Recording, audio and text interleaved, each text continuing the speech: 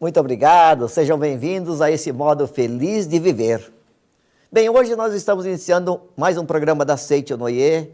É um quadro de entrevista onde você, todos nós, vamos conhecer pessoas que, através da aplicação na sua vida do ensinamento da Seitio Noie, transformaram não só a sua própria vida, como de toda a sua própria família.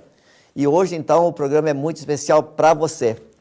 Falando nisso, sabe, aqueles jovens que acreditam que não são amados pelos seus pais e ainda pensam que atrapalham a vida deles? Sabe aqueles adolescentes que rejeitam o pai porque ele vive bêbado ou faz coisas erradas? E que também pensam que a mãe vive somente para ela mesma?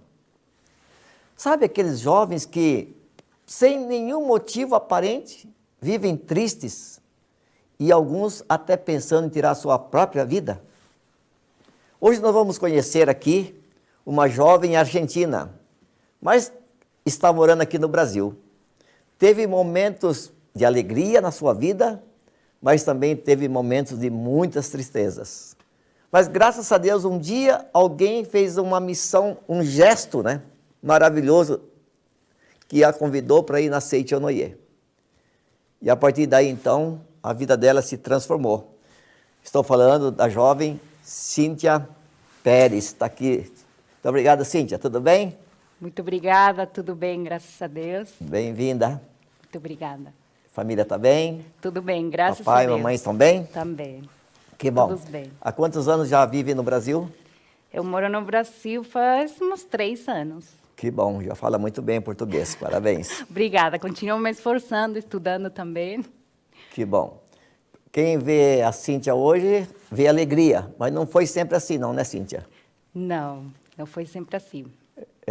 Você me contava que passou assim muitos momentos da vida tristes, né? Devido a um relacionamento também meio conturbado, desarmonioso, tanto com o pai e quanto com a mãe, né? E o que levou essa desarmonia, primeiramente com o teu pai? O que aconteceu? Por que de repente, você, de uma certa forma, o rejeitava?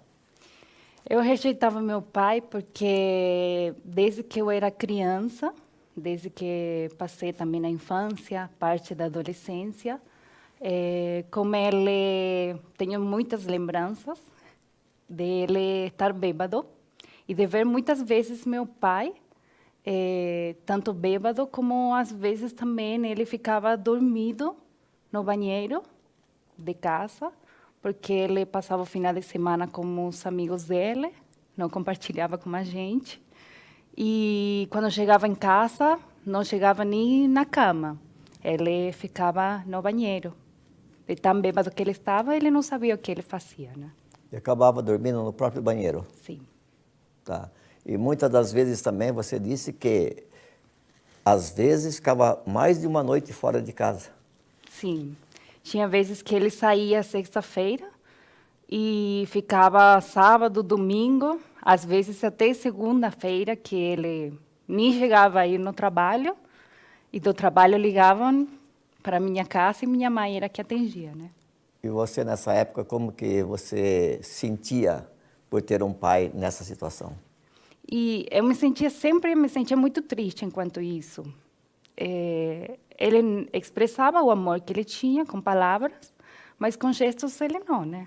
Porque ele não estava presente quando eu ia na escola, tinha as coisas lá na escola que a gente fazia, apresentava, né, junto com meus colegas, e ele nunca estava presente. Minha mãe sempre era que estava. Então, eu juntei muita mágoa, né? Eu me sentia muito infeliz por isso. E eu também delegava a responsabilidade para ele e julgava muito ele pelo fato dele fazer isso. Porque não fazia só comigo, né? Fazia com meu irmão mais velho, que tem um ano mais que eu, e fazia também com a nossa família, com a minha mãe. Então, eu julgava muito essa atitude dele. Você tem alguma informação? O que levava o teu pai a beber bastante assim ou nunca soube? Não, eu nunca soube. Tá. Eu não sei por quê. Ok. Na Seitonoye, agora você é da Seitonoye, já ouviu falar, né? Que a Seitonoye nos ensina através dos seus livros, né? E eu ouvi tanto isso em palestras também na Seitonoye, que muitas das vezes, né, o pai, ou um irmão, um tio, um avô, ele acaba indo para o lado, digamos assim, do vício da bebida, não porque adora beber, mas é uma maneira de se preencher também, né? Então, às vezes é uma carência, uma frustração, porque o relacionamento, às vezes, afetivo com a família, com a esposa, no caso do marido, né, não está tão bem.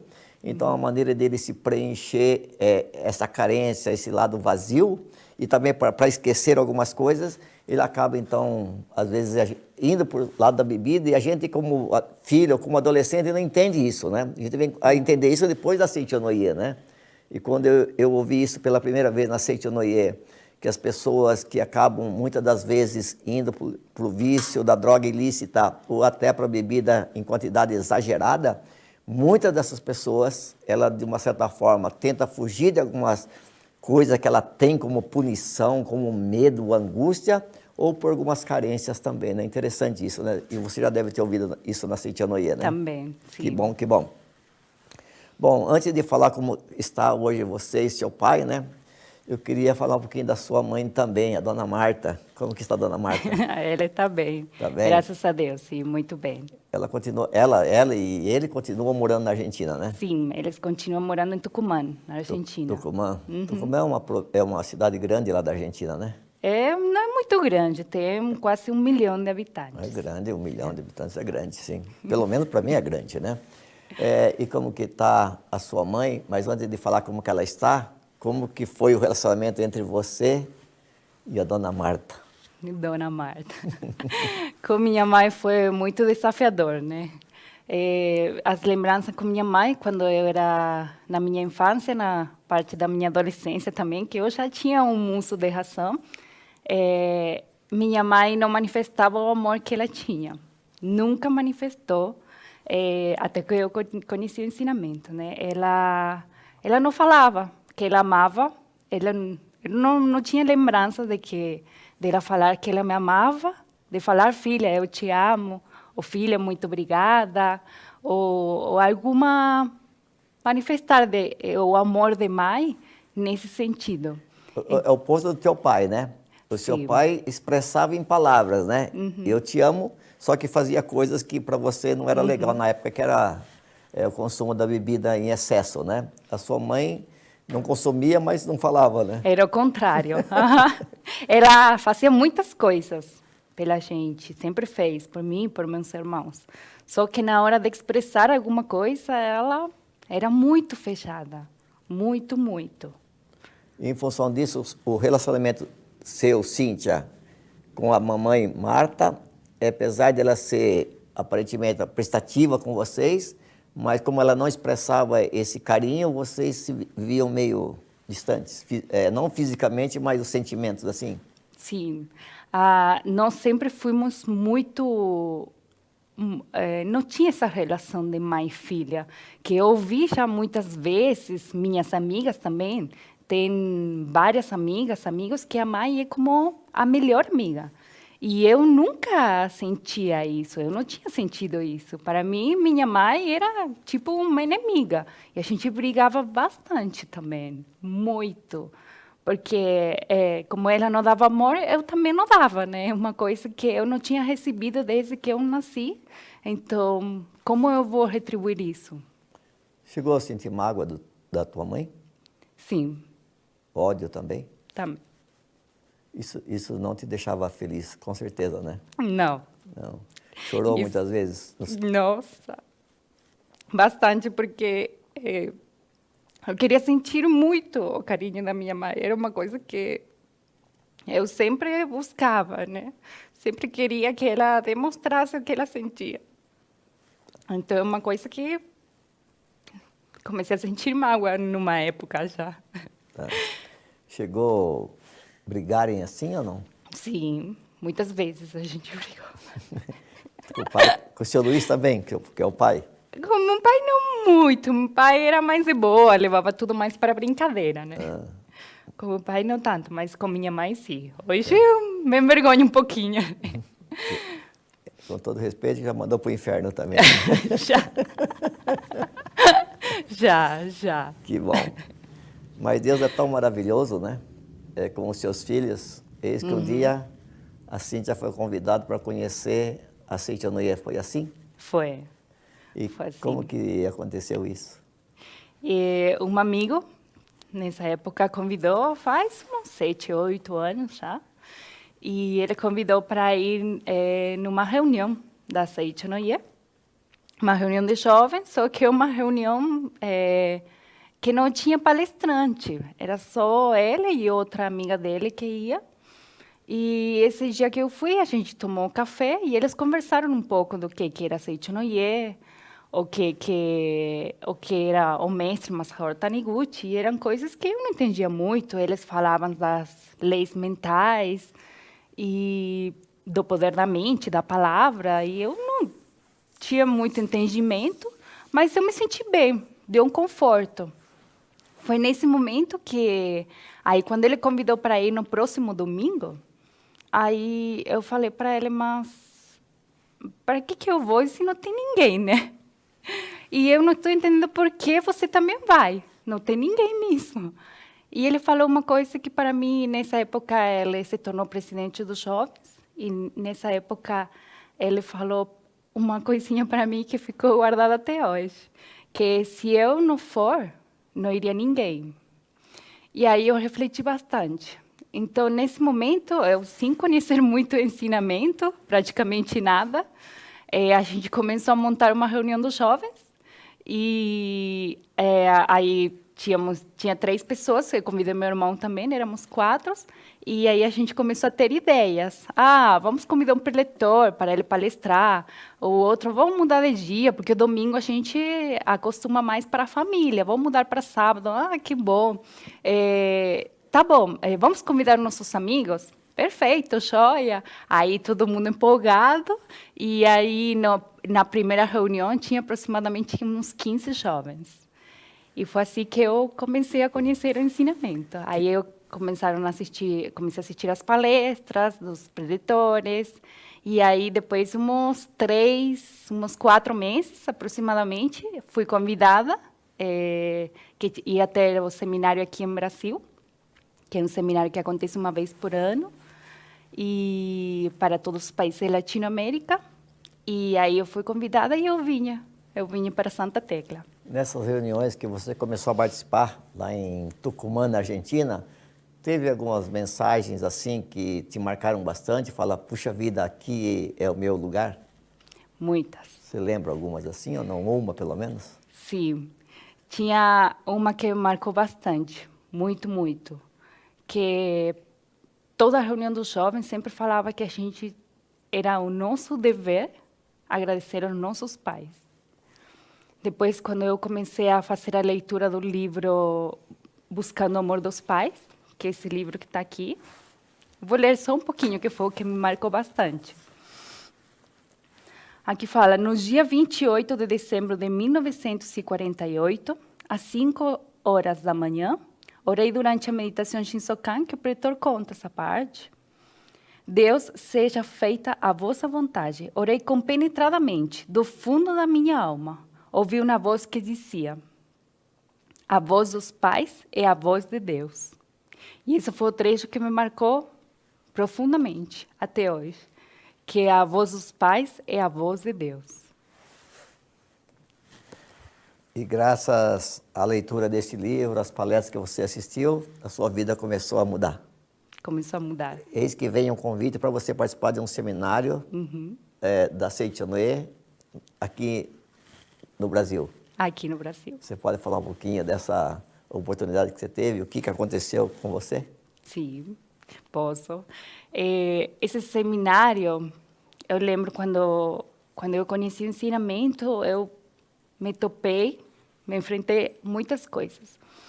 E uma dessas coisas, eu pensei, se eu continuo nesse caminho que eu estou conhecendo, eu vou ter algumas dificuldades, né? Porque como eu não tinha muita harmonia com minha mãe e com meu pai, aí eu pensava, eu vou precisar ser corajosa.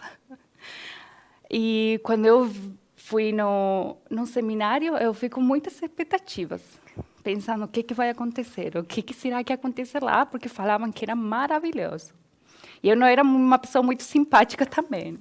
Então, quando eu cheguei na academia, foi muito estranho, porque estava todo mundo feliz, as pessoas que estavam trabalhando, colaborando lá, estava todo mundo bem, e eles estavam se dedicando com muito amor.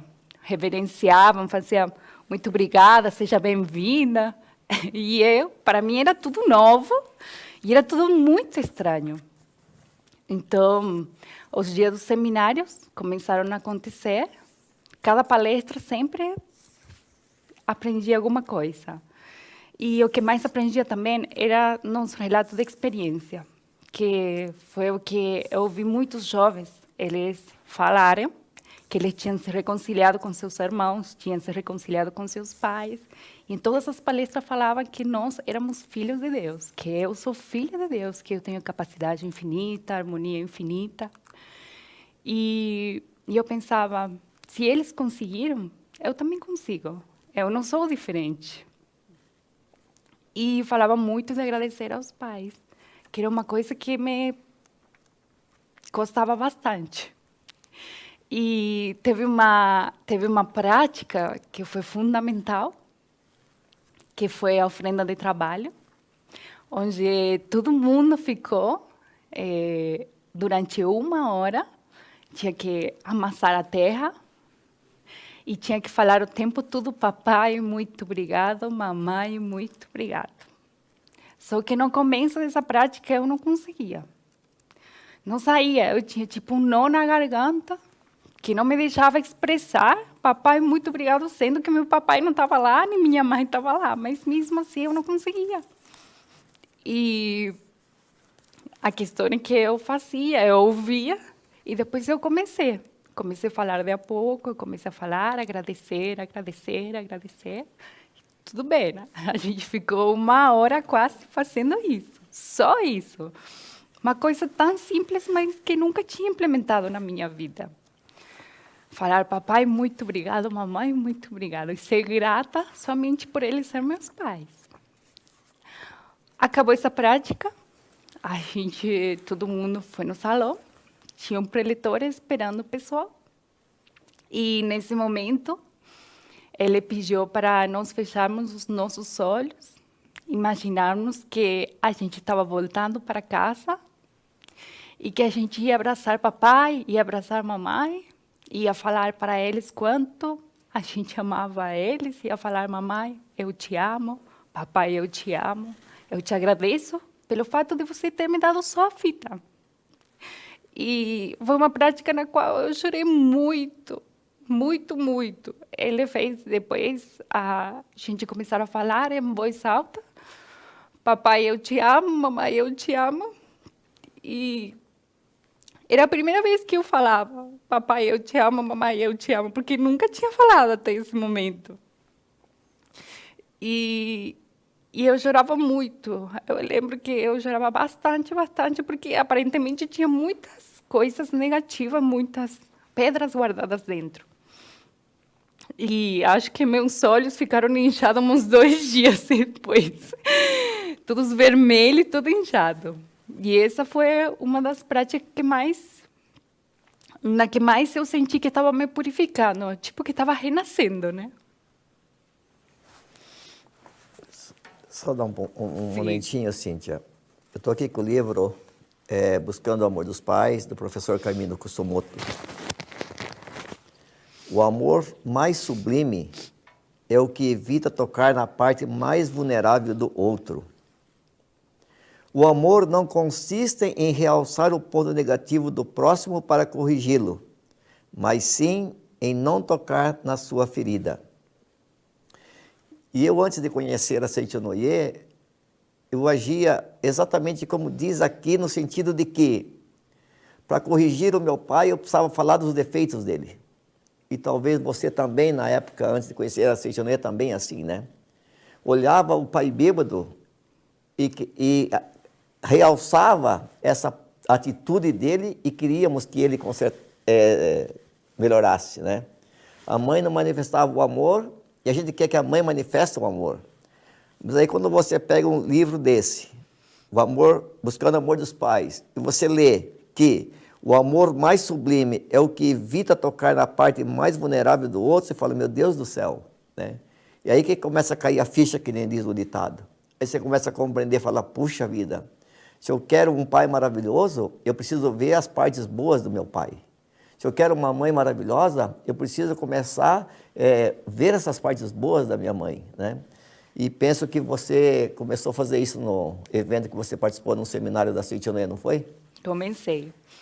Nesse momento, também, uma parte do seminário, eu pedi orientação pessoal para uma das preletoras que estava orientando. Eu me senti identificada por causa da história dela, e eu me aproximei e eu perguntei, o que eu faço? Porque minha mãe nunca, ela falou em palavras o que ela sente por mim. Lógico que ela me ama, é minha mãe, né? Eu acredito que toda mãe ama o filho. Mas eu quero que ela expresse. Ela falou, você já fez isso? Eu falei, não. Então, a mudança tem que começar com você. E aí eu falei, tá bom, o que eu faço? E ela falou, começa com coisas simples. Se você não consegue expressar isso com palavras, começa com coisas simples. Faz um bilhetinho para sua mãe, manda uma mensaginha, fala, mãe, bom dia, desejo um bom dia para você, que você tenha um bom trabalho, uma feliz semana. E eu comecei a fazer essas coisas simples, né? Que foram o que trouxe a mudança total. Tá. E quando você voltou para a Argentina, naquela época você morava lá, chegou em casa, talvez a sua mãe não estava lá de braços abertos esperando, provavelmente, né? Um pouco sim. Só que não foi tão assim, né? A gente estava voltando com a caravana, tinha umas 48 horas de viagem, a gente refletiu muito também, cada um passava também na frente do ônibus, comentar e compartilhar as experiências, o que tinha aprendido, o que ia colocar em prática. Eu lembro que uma pessoa falou uma coisa que também foi muito importante, porque na academia era muito fácil ser bom, era muito fácil ser amoroso, era muito fácil ser agradável, porque todo mundo era desse jeito, né? Mas ela falou, não deixe que ninguém apague essa luz que vocês estão levando. E eu fiz isso. Eu manteve tudo o que eu tinha aprendido, só que quando eu cheguei na terminal de ônibus, que estava minha mãe e meu pai esperando, tinha ido meu irmão e eu, os dois, aí eu me topei com uma realidade, né? Realidade entre aspas. Minha mãe estava, mas do mesmo jeito, porque as coisas não mudaram. Né? E meu pai estava totalmente bêbado, esperando meu irmão e eu, chegando de um seminário espiritual, e ele tinha um cheiro a álcool terrível. E eu vinha pensando o tempo todo na viagem. Nossa, eu vou abraçar minha mãe, vou falar que eu amo, vou abraçar meu pai, vou falar que eu amo ele. E, de verdade, não teve coragem. Tudo se desmoronou. Mas a verdade é que você ouviu lá no seminário, ficou gravado em você, né? Acho que falava para você ali, né? Vai, manifesta seu amor, agradece seus pais, né? E aí você começou, então, ter essa determinação, e o que muitas das vezes falta para muitas pessoas. Né? Ele ouve, às vezes, né? Perdoa, perdoa, perdoa, perdoa. Diz aqui no livro, né? Buscando o Amor dos Pais. Amar realmente é perdoar a quem amamos e contemplar com os olhos da mente a perfeição que existe no fundo desse ser, né? Só que a gente às vezes fala, eu amo, mas não perdoa, né? E depois fala assim, o outro não mudou. Não é que o outro não mudou, eu não fiz a minha parte ainda, né? Mas você venceu essa dificuldade, né? Sim, foi muito gratificante, porque eu comecei a fazer as práticas, continuava indo na reunião dos jovens, é uma coisa que eu nunca deixei de fazer, continuo assistindo as palestras, sempre que tinha um seminário também ia, e fazia as práticas, fazia a meditação Shinsokan, a leitura das sutras sagradas, fazia muito agradecimento, muito, muito, muito, muito, mesmo ainda não tendo falado para eles. Eu agradecia muito papai e mamãe o tempo todo. Mientras eu ia no trabalho, voltava do trabalho, o tempo todo estava sempre agradecendo. Papai, muito obrigado, mamãe, muito obrigado. Uma coisa que ficou muito, muito gravada desse seminário. E os dias iam correndo, os dias iam acontecendo, e teve o Dia dos Pais, eu lembro, lá na Argentina, que meu pai sempre falava para mim porque não tinha dificuldade, mas eu não conseguia. E foi com essas práticas, com a leitura dos livros, que eu comecei a não julgar meu pai pelas coisas que ele fazia. Se ele fazia isso, é porque alguma coisa estava acontecendo na vida dela.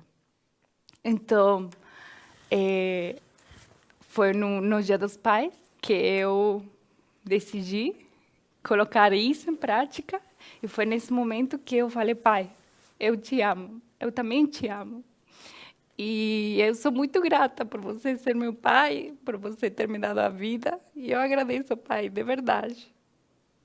Meu pai se emocionou muito, e aconteceram também outras coisas que eu nunca mais voltei a ver meu pai do jeito que eu via ele, né? Foi uma mudança terrível que aconteceu com ele. Aí ele melhorou e ele manteve como um tempo. E com minha mãe, foi um pouquinho mais difícil, porque eu tinha falado para ela, decidi um dia, a gente estava em casa, estava na cozinha, e ela estava um pouco triste por algumas coisas que estavam acontecendo na vida dela. E eu falei, eu pensei, agora é o momento, né? Ela não vai se importar por essas coisas se eu falar que eu amo ela, né? E aí eu falei: mãe, não importa essas coisas que estão acontecendo, eu amo você, você é minha mãe. E ela continuava se importando por essas coisas. Ela, tipo, não prestou muita atenção para o que eu estava falando. Eu me senti muito mal, muito, muito. Era um dia sábado, aí eu fui tomar banho, e era a reunião dos jovens, no final da tarde. E eu não tinha nem vontade de ir, mas, mientras eu tomava banho, eu lembrava que o presidente do jovem tinha falado: quando você pior está, é quando você mais tem que praticar e mais tem que assistir às reuniões. Então, eu fiz isso. Lavei o rosto e eu fui na reunião. Os dias continuavam passando, eu continuava praticando o ensinamento, e chegou uma outra oportunidade. Minha mãe tinha melhorado dessa situação que estava atravessando. Chegou uma outra oportunidade que eu falei para minha mãe. Aí eu falei: mãe, eu te amo. Você talvez não me viu da outra vez, mas estou falando agora que eu te amo muito. E eu sou muito grata por você ser minha mãe. Ela se emocionou muito, ela me abraçou e ela falou: eu também te amo, filha. Aí foi um momento muito lindo, de muita emoção. Eu sempre, eu fico desse jeito porque eu lembro, né? Sempre lembro como era a minha vida antes de eu conhecer o ensinamento e como isso mudou totalmente quando eu comecei a praticar. Desde esse momento, mudou totalmente a relação com minha mãe.